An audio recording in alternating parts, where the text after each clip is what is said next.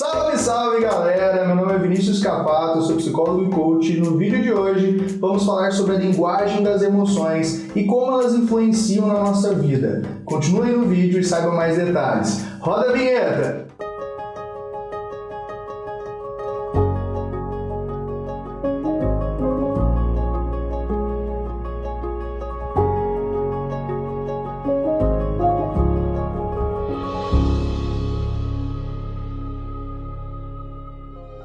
No vídeo de hoje vamos falar sobre a linguagem das emoções, ou seja, será que as emoções influenciam mesmo tanto assim as nossas vidas? Sim, as emoções fazem parte de nós como seres humanos, isso nos diferencia de muita coisa e também traz um quê único para algumas situações que nós passamos. E com isso a gente entende que não necessariamente algumas emoções são só negativas. Todas elas têm uma dualidade, ou seja, elas trazem tanto um algo positivo, como também um movimento podendo ser negativo para o nosso dia a dia. Quando a gente pensa nas emoções, muita coisa mudou, principalmente nos últimos anos, depois que se teve início a pandemia. O contexto pandêmico mundial acabou influenciando essa questão das emoções e como as pessoas lidam com algumas situações, problemas ou corriqueiras do dia a dia. Ou seja, as pessoas ficaram mais isoladas, perderam muito seu contato social, entraram mais para o mundo virtual, de videochamada ou até de transições do trabalho para um modelo mais híbrido. Então, tudo isso influenciou, de certa forma, na intensidade que as emoções influenciavam as pessoas no dia a dia. E por que esse é um fator determinante? Porque as pessoas não perceberam quanto foram influenciadas por essa transição. E aí, a partir do momento que você toma consciência, você consegue enxergar que realmente, nossa, de alguns anos para cá, talvez eu sinta mais isso, ou lide melhor ou pior de uma maneira com um determinado tipo de situação. E aí isso faz você enxergar com um detalhe diferente as emoções. Quando a gente pensa em emoções, se fosse para trabalhar ou para explicar de uma forma mais simples, é como se fosse um processo inconsciente que o ser humano passa, ou que você está passando, e que ele te traga um processo de externalização desse inconsciente. Ou seja, tem algo ali dentro de você, como uma panela de pressão, entrando em ebulição e pedindo para ser contado. E aí ele vem num processo de combustão, como se fosse uma ebulição de algo, te falando algo sobre o seu momento ou até mesmo sobre você. Quando a gente identifica o nosso processo ou como as emoções influenciam no nosso dia a dia, a gente vai entendendo um pouco dos nossos padrões e como que a gente reage diante deles. Quando a gente pensa em emoções, a gente tem as emoções inatas, que geralmente são as bases, as emoções primárias que nós temos na nossa vida. Elas são contextualizadas por alguns autores entre 4 ou 5 emoções. Quais são essas emoções? Medo, tristeza, alegria, raiva e nojo. Então seriam emoções inatas que as pessoas sentem ou expressam de uma maneira natural ou espontânea, muito por processos ou reações de comportamentos e movimentos de vida que você passa. A partir do momento que você identifica essas emoções, você começa a ver a dualidade delas. Isso como assim? Vamos pensar numa emoção, a ansiedade, por exemplo. Muitas pessoas têm um nível de ansiedade alto, ou baixo, ou relativo, que às vezes influencia no dia a dia ou não. No começo, por exemplo, vou me usar como exemplo nesse ponto. Eu tinha um movimento de ansiedade que ele me gerava ação. Ou seja, eu ia para um lugar de inquietude que eu ficava tão inquieto que eu precisava movimentar, ou seja, executar algo. Isso para algumas coisas do meu cotidiano me ajudava. Por quê? Eu não ficava travado naquele lugar, eu precisava de algo novo, de um movimento, e isso me ajudou num processo de criação muito grande no trabalho. Só que, para algumas pessoas, o nível ou intensidade da ansiedade pode ser prejudicial ou categorizar em um transtorno, que seria um transtorno de pânico ou de ansiedade generalizada, na qual a pessoa é influenciada por aquela emoção e isso pode gerar uma consequência mais negativa do que positiva.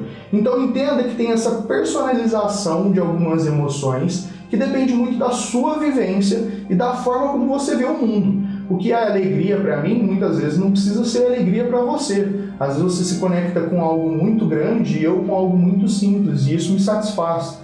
A tristeza, às vezes um processo de luto para algumas pessoas, é muito mais fácil, entre aspas, ou é passado de uma maneira para umas pessoas e para outras de uma forma diferente. E aí quando você começa a olhar a sua forma de reagir, o seu padrão, o movimento nas emoções, você consegue entender, né, fazer uma leitura não só da linguagem da emoção do outro, mas é de si mesmo. E aí, a hora que eu identifico o meu movimento ou o meu padrão, eu consigo lidar com aquilo de uma forma diferente, que é o que a gente chama de inteligência emocional. Por que a inteligência emocional é importante? O Daniel Goleman, que é um dos principais autores quando a gente fala de inteligência emocional, ele traz muito isso, do quanto a inteligência emocional é uma forma de lidar ou de entender o seu processo diante das emoções. Por quê? Eu uso sempre uma analogia para quem me acompanha nas redes sociais vizinhas aí sobre as emoções, que a gente não tem o controle sobre elas. Muita gente fala assim, controla a sua emoção, controla a sua ansiedade, controla a sua raiva. Gente, você não tem controle de nada na sua vida. Você tem controle de variáveis ou de pontos específicos que você está passando. Vinícius, como assim? Vou te dar uma analogia simples e eu quero que você pense aí comigo.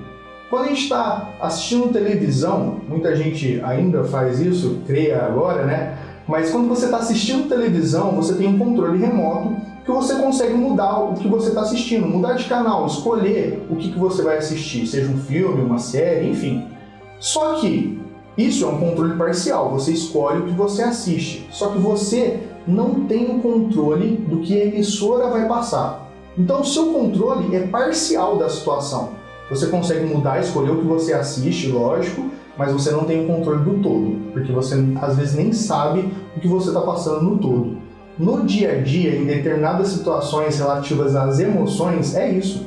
Você pode ter um controle de uma pequena variável, mas existem 1000 outras variáveis que você não vai controlar. E a partir do momento que você solta e você começa a ter a inteligência emocional de qual que é o seu padrão, de como as emoções reagem em você, quais que são os seus recursos que você usa para justamente equilibrar você diante de emoções negativas, ou só qual é o seu padrão que vai ativar as emoções positivas, isso vai te ajudar de uma forma totalmente diferente. Então, trabalhar a inteligência emocional é muito sobre isso, soltar o controle, identificar o seu movimento de padrão e usar isso a seu favor, de uma forma que seja inteligente e assertiva. E isso ajuda na sua construção de um processo de autoconhecimento muito diferente. Por que a gente fala que autoconhecimento é tão importante? Se você está passando por alguma situação emocional, esse vídeo não é necessariamente uma terapia, mas ele ajuda você a identificar algumas coisas ou situações que você está passando, e o ideal seria você buscar a ajuda de um profissional. Se está acontecendo um processo grave com você,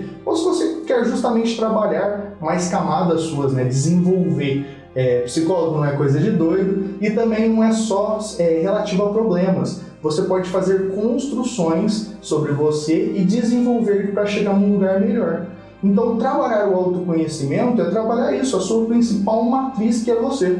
Então, quando você volta para a referência você consegue se fortalecer em outros lugares e em outros papéis. O exemplo máximo disso é quando você está num voo, né, de avião, e aí você tem aquela instrução da aeromoça que ela fala que se acontecer alguma situação, as máscaras vão cair. A instrução é que você coloque primeiro a máscara de oxigênio em você, para depois colocar na pessoa ao lado, auxiliar o outro. Por quê? A ideia é que você fortaleça você, ou que você esteja vivo ou bem, para poder ajudar o próximo. Então, o processo de autoconhecimento é muito sobre isso. O quanto você está se trabalhando, desenvolvendo, lapidando e olhando essas emoções e reações em você, para depois justamente entender o impacto que pode ser diferente sobre elas. Se você gostou desse vídeo, se fez sentido para você, se você tem dificuldade ou até facilidade diante das emoções, me conta aqui nos comentários, eu quero saber de você, sobre como você lida, né, com essas emoções. Para você é fácil? É difícil? É desafiador? Comenta aqui embaixo, por favor. E não esquece de compartilhar com seus amigos esse vídeo, se inscrever no canal, assistir os vídeos anteriores e segue a gente aqui, acompanhe, porque a gente vai ter muito mais vídeos de outros temas que podem fazer sentido para você. Então, te vejo na próxima. Valeu? Tamo junto!